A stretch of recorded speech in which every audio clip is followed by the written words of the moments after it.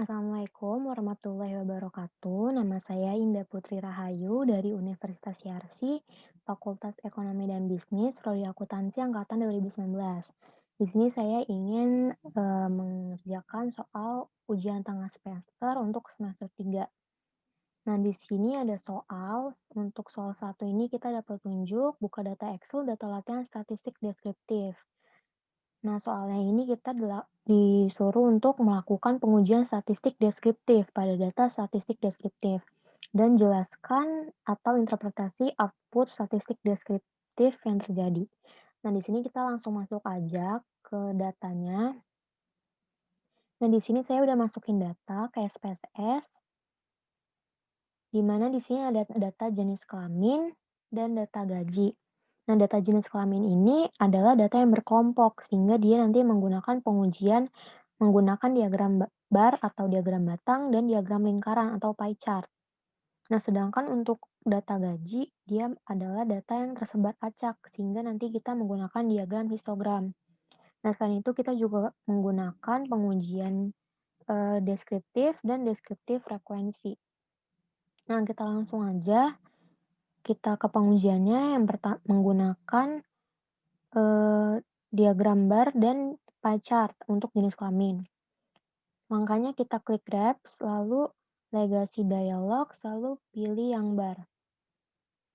Nah, untuk bar kita pilih yang simple dan data in charter-nya summary for groups of cases, lalu klik define. Nah, setelah itu kita masukin data jenis kelamin ke kategori axis, lalu klik OK.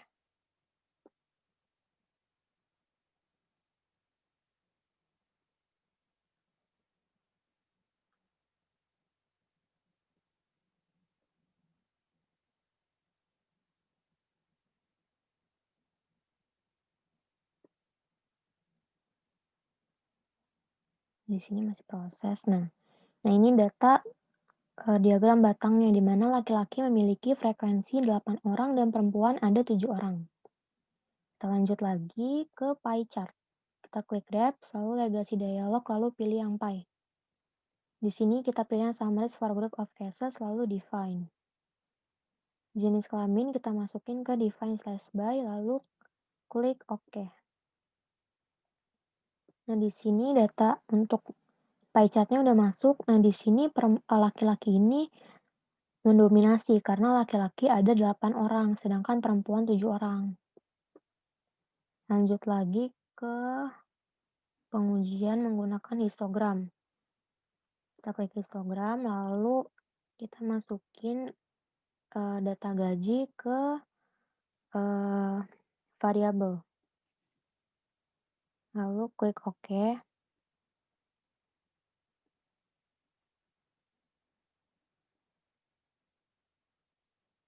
Nah, di sini data gajinya, di mana data untuk 160.000 sampai 180.000 ini dia ada 2 orang. Sedangkan untuk data 200.000 sampai 220.000 ini dia memiliki frekuensi 8 orang. Nah, habis itu kita lanjut aja menggunakan pengujian deskriptif. Kita klik analyze, lalu klik deskriptif statistik, pilih yang deskriptif. Nah, di sini kita masukin aja semua variabelnya. Lalu kita pilih options. Nah, di sini ini terserah kita mau pilih yang mana. Di sini saya ingin pilih yang mean atau rata-rata, lalu sum, standard deviation, variance, range, minimum, dan maksimum. Display ordernya variable list, lalu klik continue. Lalu kita klik OK. Nah, di sini datanya udah ada, data deskriptifnya, di mana interpretasinya ini jenis kelamin dia punya data sampel 15 orang. Untuk usia dia juga 15 orang. Range-nya ini dia dapat 17, di mana didapat dari jumlah maksimum dikurang jumlah minimum. 39 dikurang 22, kita dapat range 17. Nah, untuk sum ini jumlahnya kita totalnya 469 dan rata-rata 31,27, standard deviation 5,934, variance-nya 35,210. Nah, di sini valid and ini data 15 maksudnya ini valid ini data yang kebaca di output-nya. Habis itu kita menggunakan statistik deskriptif, frekuensi, kita pilih yang ini, frekuensis, lalu pilih yang masukin semua variabel, jenis kelamin, usia, sama gaji, namanya nggak usah. Lalu kita klik OK.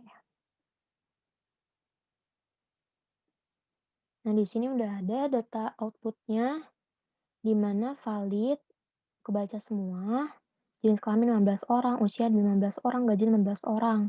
Nah, untuk frekuensi table jenis kelamin di mana laki-laki ada 8 orang, frekuensinya dengan presentasi 53,3%. Perempuan 7 orang, presentasi 46,7% dengan total 15 orang dan presentasi 100%. Nah, lalu untuk usia,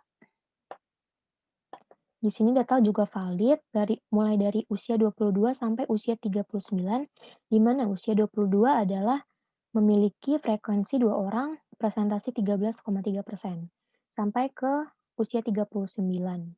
Dia memiliki frekuensi 1 orang dan presentasi 6,7%.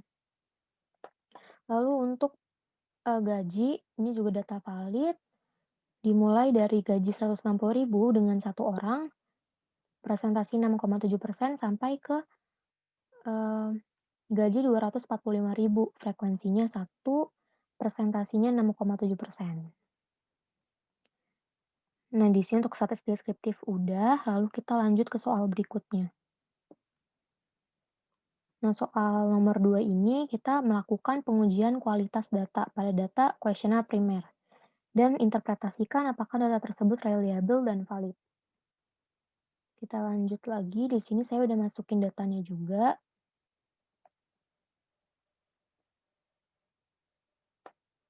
Nah, di sini ada data nama, gender, kelas.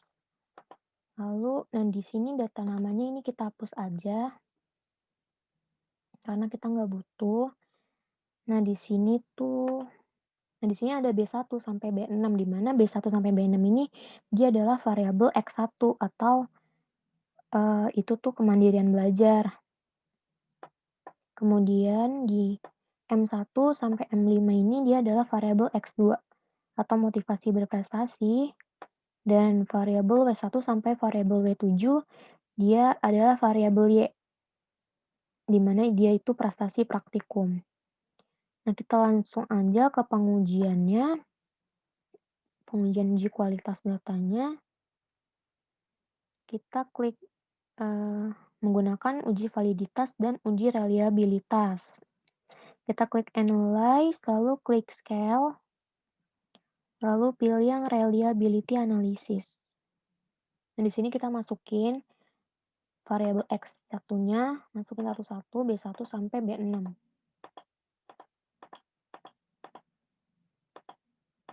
Lalu kita pilih statistik, descriptive for, scale if item deleted, lalu klik OK, continue.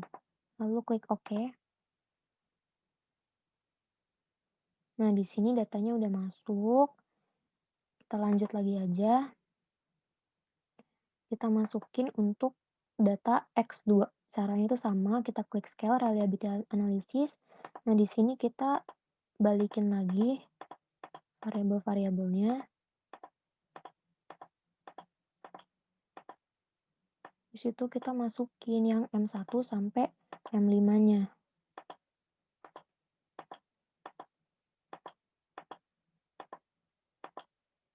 Lalu kita klik statistik. Nah, di sini udah langsung continue aja. Lalu klik OK. Begitu juga untuk yang W-nya, variabel Y. Ini kayak tadi, ini kita balikin lagi. Kita masukin yang W1 sampai W7.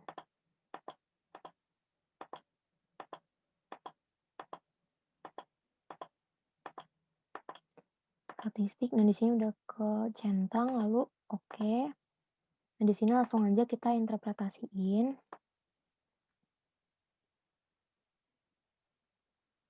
Nah, di mana di sini ada case processing summary untuk data X1, variabel X1 yang tadi, yang B1 sampai B6. Nah, di sini ada case processing summary di mana ini valid. Dia ada 171 sampel dengan presentasi 100%. Nah, di sini juga ada reliability statistiknya. Nah, untuk, uji reliabilitas, dia di sini ada Cron batch alpha. Kalau Cron batch alpha-nya lebih dari 0,6, maka dapat dikatakan data ini reliable atau valid.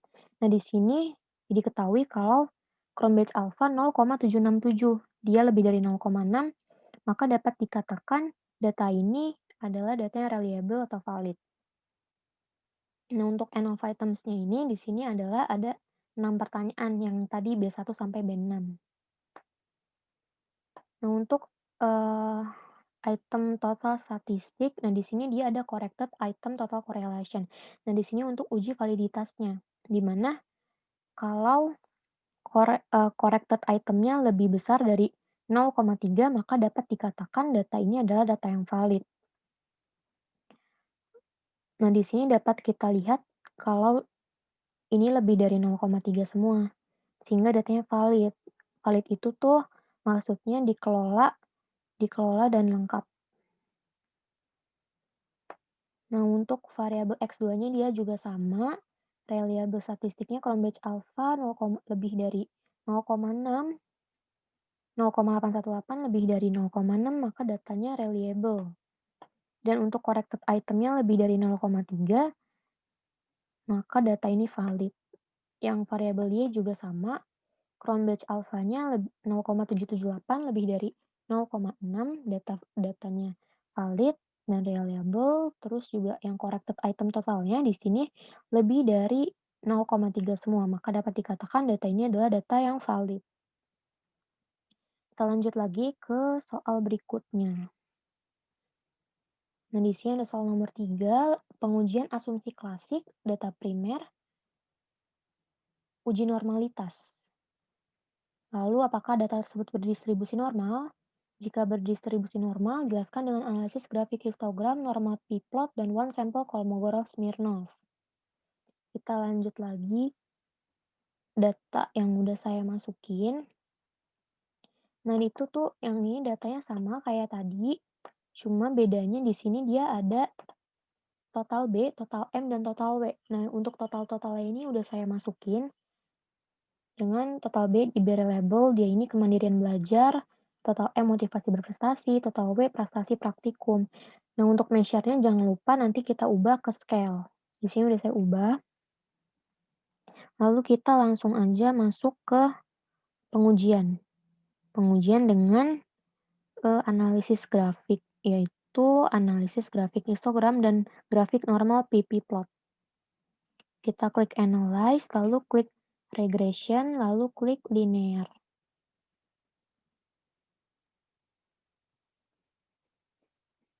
Nah, untuk yang dependennya itu kita masukin yang variabel Y, yaitu prestasi praktikum. Sedangkan untuk ke independen itu kita masukin yang kemandirian belajar, variabel X1, dan motivasi berprestasi, variabel X2. Lalu kita klik plot, habis itu pilih yang histogram dan normal probability plot. Lalu klik continue, habis itu kita klik save, pilih yang residualnya unstandardized. Lalu kita klik continue, oke. Nah, di sini outputnya masih proses. Nah, di sini kita udah ada datanya.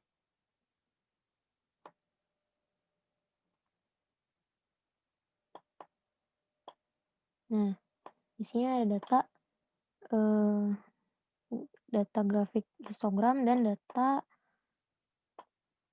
normal PP plot. Kita lanjut aja. Tadi kita juga menggunakan analisis statistik, yaitu uji one sample Kolmogorov-Smirnov. Caranya kita klik analyze, lalu pilih yang non-parametric test, legasi dialog, pilih yang one sample KS. Nah, untuk one sample KS, ini kita masukin yang unstandardized ke test variable list-nya. Lalu kita klik test distribusinya normal, klik OK. Nah, di sini udah masuk semua ke output. Kita langsung aja interpretasiinnya. Nah, di sini tuh untuk data histogram. Di sini dia eee, melengkung dengan sempurna dan dan diagram batang-batang ini ke dalam eee, masuk ke garis ini, garis lengkung ini.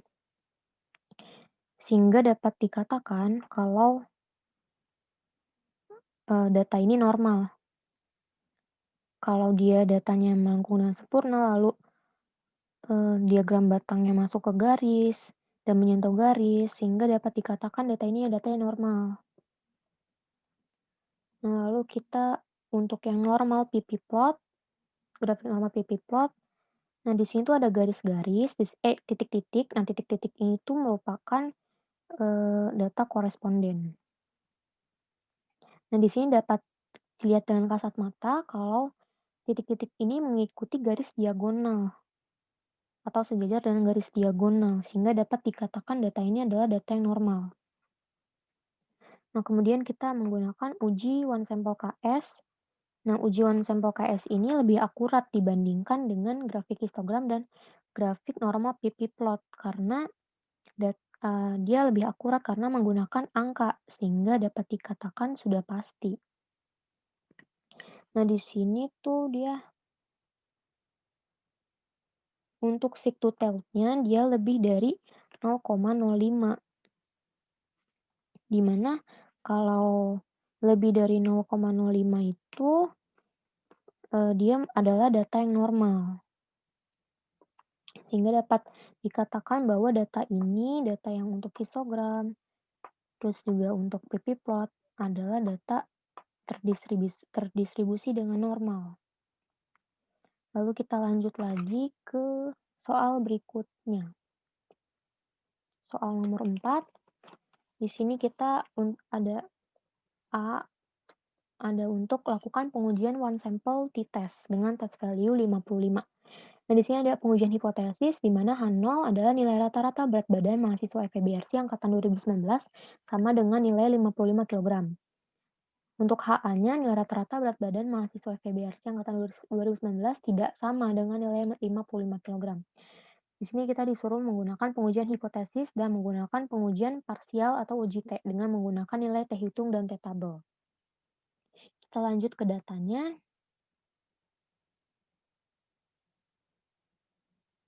Nah, di sini datanya, di sini saya udah punya data, saya udah masukin datanya, data berat badan. Kita langsung aja ke pengujiannya. Kita klik analyze, lalu klik compare means, lalu klik yang one sample t-test. Nah, ini data ini kita masukkan ke test variable, test value-nya 55. Lalu kita klik OK.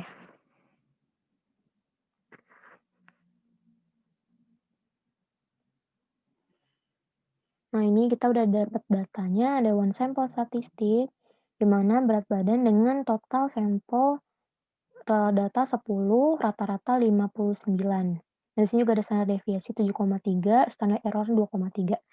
Nah, di sini kita rata-ratanya 59, di mana rata-rata 59 itu mendekati dengan 55. Maka kita dapat ambil kesimpulan, kalau dia mendekati, maka data ini adalah data yang sama. Nah, kemudian menggunakan pengujian tabel uji T, one sample t-test, di mana di sini ada T hitung 1,714 dengan degree of freedom-nya 9, lalu seek to tell-nya 0,121, rata mean difference 4, lower min 1,28, upper 9,28. Nah, di sini tuh karena di sini ada seek to tell, ada 0,121. Nah, ini dia lebih dari 0,05, maka dapat dikatakan kalau, H0 itu diterima atau data ini adalah data yang sama. Nah, untuk si tutel tuh kalau SIG-nya lebih dari 0,05, H0 diterima, sedangkan untuk SIG kurang dari 0,05, H0-nya ditolak. Nah, untuk pengujian T, uji T ini kita ada 1,714, DF-nya 9. Kita lihat aja di kalau T hitung lebih kecil dari T tabel, maka H0 diterima atau nilai rata-rata berat badan mahasiswa FEBRC itu sama dengan nilai 55 kilogram. Kita lihat T tabelnya.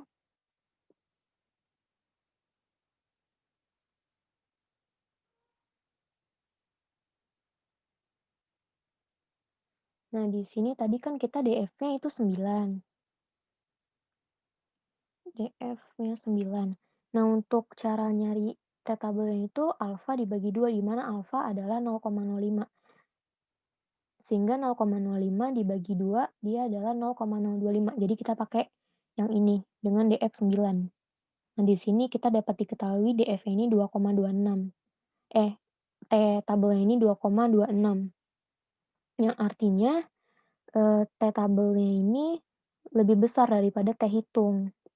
Sehingga H0 itu diterima atau nilai rata-ratanya itu sama. Kita lanjut lagi ke soal berikutnya.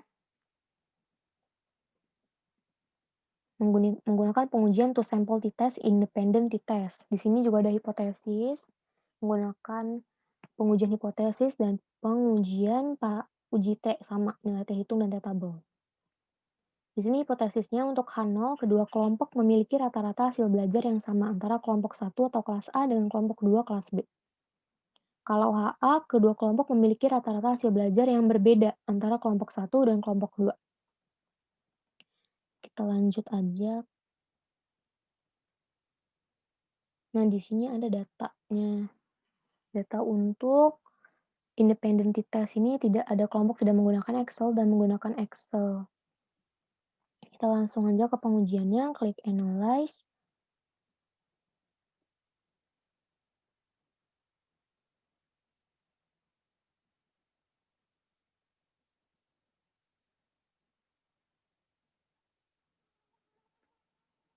Analyze, lalu pilih Compare Means, lalu pilih yang Independent Sample t-test. Nah, untuk data nilai ini kita masukkan ke tes variabel.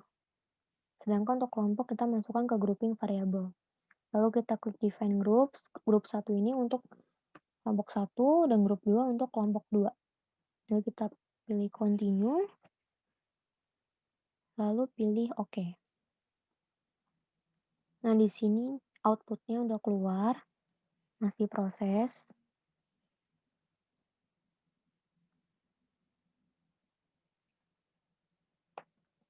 Nah, di sini ada interpretasi dari output dari grup statistik dan independent sample test, di mana untuk grup interpretasi dari grup statistik, di sini dia ada kelompok tidak menggunakan Excel dan menggunakan Excel dengan masing-masing data 15, untuk rata-rata 82,27, lalu 89,6. Di sini rata-rata 7,6. Standard deviation-nya juga segini, standard error mean-nya juga dapat segini. Nah, di sini kita bisa ambil kesimpulan nih. Untuk rata-rata tidak menggunakan Excel, dia ini 82,27, sedangkan untuk menggunakan Excel rata-ratanya 88,6. Di sini kita dapat ketahui kalau rata-rata ini berbeda, sehingga HA-nya ini diterima dan H0 ditolak, yaitu kedua kelompok memiliki rata-rata hasil belajar yang berbeda. Nah, untuk pengujian dengan uji T-nya, di sini kita dapat diketahui T hitungnya ini min 2,416 dengan DF 28. Nah, untuk si tutelnya di sini dia juga 0,022, di mana kalau SIG lebih besar dari 0,022 itu H0 diterima, sedangkan untuk SIG lebih kecil dari 0,005 H0-nya ditolak. Nah, di sini untuk nilai SIG 0,022 dia ini lebih kecil daripada 0,05, maka H0 ditolak dan HA diterima atau dapat kita ketahui kalau nilai rata-rata ini berbeda atau tidak sama. Nah, untuk T-nya di sini dia 2,416, DF-nya 28. Lalu kita lihat untuk di T tabel, tadi dia DF-nya 28.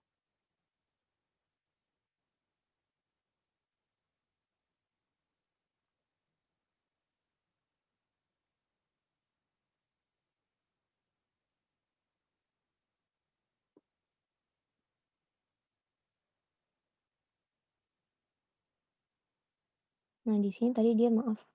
Nah, untuk DF-nya tadi dia 28 ya. Nah, di F28 tuh di sini kita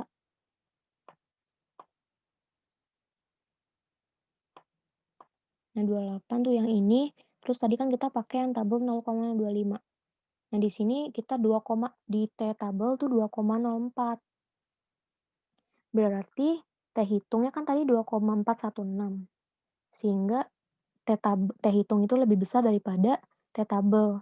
Maka dapat dikatakan kalau HA-nya diterima atau nilai rata-ratanya itu berbeda.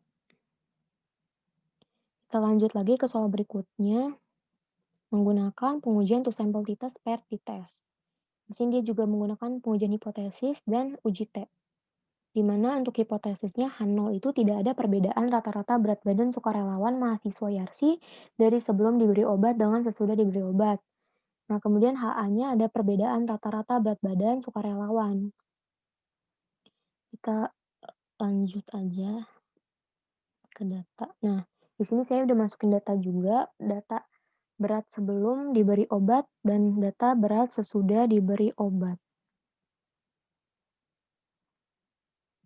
Kita lanjut aja ke pengujiannya, klik Analyze, lalu klik Compare Means Paired Sample T-Test.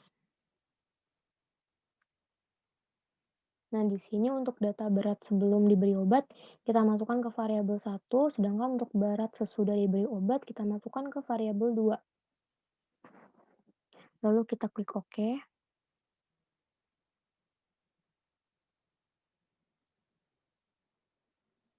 Nah, di sini udah keluar outputnya.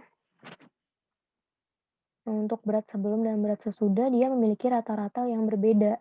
Untuk berat sebelumnya dia ada rata-rata 66,81, sedangkan berat untuk sesudah diberi obat dia 61,94. Maka dapat kita ambil kesimpulan bahwa untuk H0-nya itu ditolak dan HA diterima atau tidak ada perbedaan rata-rata berat badan sukarelawan mahasiswa Yarsi setelah diberi obat. Nah, untuk paired sample correlation-nya, nah dia di sini ada sig 0,000, di mana kalau sig-nya lebih kecil dari 0,05, maka H0 itu ditolak. Yang artinya berarti dia ada perbedaan antara mahasiswa yang sebelum diberi obat dan sesudah diberi obat. Nah, untuk pengujian dengan uji T-nya, di sini kita lihat T hitungnya ini 6,63 dengan DF 15. Kita bandingkan dengan T tabel, DF-nya itu tadi 15.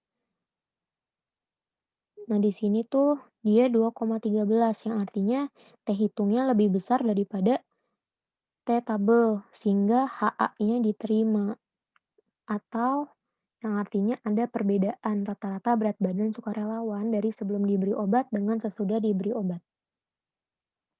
Di situ kita lanjut ke soal terakhir untuk pengujian ANOVA satu arah atau one way ANOVA.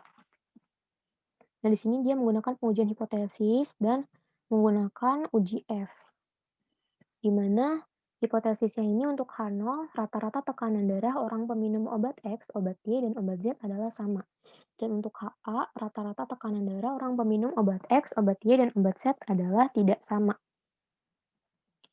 Kita lanjut lagi. Di sini saya udah masukin datanya juga. Nah, di sini ada data untuk tekanan darah dan data untuk kelompok pasien. Jadi kita langsung aja ke pengujiannya, kita klik analyze, lalu compare means, lalu klik yang one way ANOVA.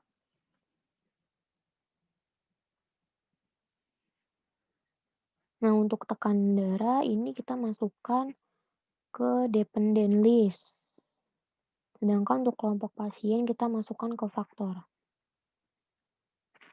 Lalu kita klik options.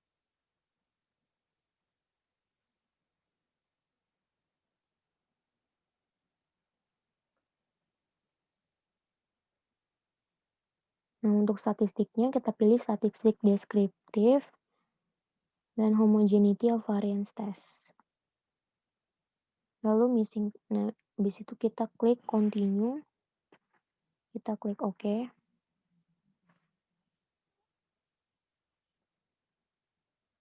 Nah, di sini datanya udah keluar. Nah, untuk data deskriptif. Nah, di deskriptif di sini kita dapat ketahui obat X, obat Y, dan obat Z memiliki data sampel masing-masing 7 dengan total 21. Lalu untuk rata-ratanya dia ada 100, untuk obat X 125, obat Y 125, untuk obat Z 152,14. Nah, di sini kita lanjut aja ke menggunakan pengujian hipotesis dan pengujian dan ujian ANOVA. Nah, kalau di sini kan dia ada signya 0,001. Nah, kalau signya lebih kecil daripada 0,005, maka dapat dikatakan kalau H0 ini ditolak atau dan HA diterima, yang artinya rata-rata tekanan darah peminum obat X, obat Y, dan obat Z itu tidak sama. Nah, untuk pengujian menggunakan uji F, di sini dapat kita ketahui kalau F hitungnya ini 10,005 dengan DF-nya itu 2, untuk DF pembilangnya dia 2 dan DF penyebutnya dia 18. Kita bandingkan dengan tabel F. Nah, tadi kan DF pembilang kan dia 2, berarti yang ini. Kalau penyebut dia DF-nya itu 18, berarti yang ini. Nah, di sini kita dapat, eee, F tabelnya ini 3,55. Nah, kalau F hitung lebih kecil daripada F tabel, maka H0 diterima, sedangkan untuk F hitung lebih besar daripada F tabel, H0 itu ditolak. Nah, untuk soal ini kita, F hitungnya ini lebih besar daripada F tabel, sehingga H0-nya ditolak dan HA diterima, yang artinya rata-rata tekanan darah ini tidak sama.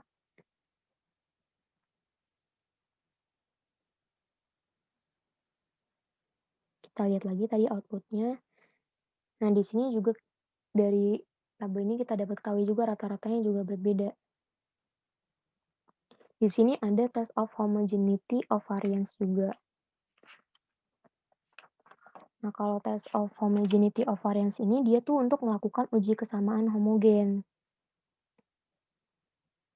Sedangkan tadi kita cuma disuruh untuk menggunakan uji hipotesis dan pengujian dengan tabel F. Nah, di sini udah selesai. Maka itu yang dapat saya jelaskan mengenai jawaban soal dari UTS ini. Kurang lebihnya mohon maaf. Wassalamualaikum warahmatullahi wabarakatuh.